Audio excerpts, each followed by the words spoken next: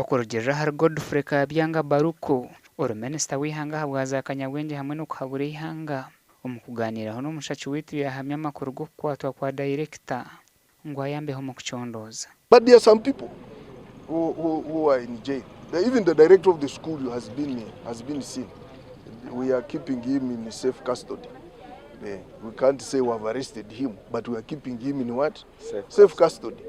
But he has to volunteer a lot of information. He has to give us a lot of information.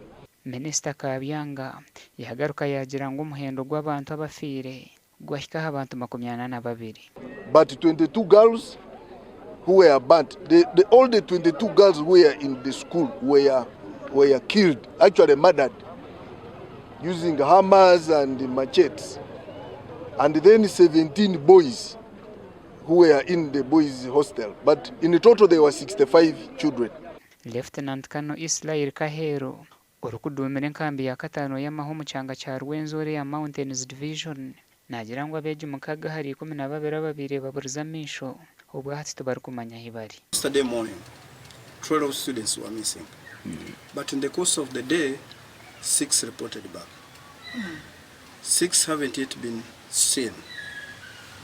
We don't know whether their parents have decided to keep with them or they are with the enemy.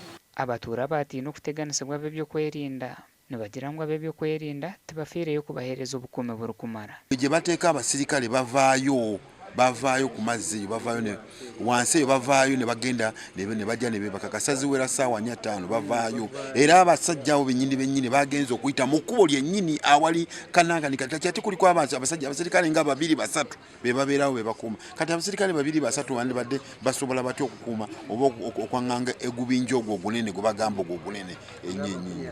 George Mayinja orukuru ebyobwegesa habwa district ya Kasese nagira ngo bamazire kubana bacingaho amashomero agari hihi no mwatano ogwa Uganda na Congo. At least with the presence of the security personnel, the students can't be comfortable in schools. But otherwise now, we decided that all students with boarding and hostel facilities, these children be allowed to go home. So all these schools have closed. Because what I hear, they need food and medicine. And here they took food. So we have to boost the security at all those schools and health centers. Because their main aim is food and medicine. So even the shops in customs and Wera town, that Mpondwe Lhubiriha town castle, we have to boost a lot of things because they will need stores of rice and the like. TV West nitwija kuguma ntukwisiyeho ebiro kufa mu kichwekeje gasha kwa Gilbert Muhanguzi.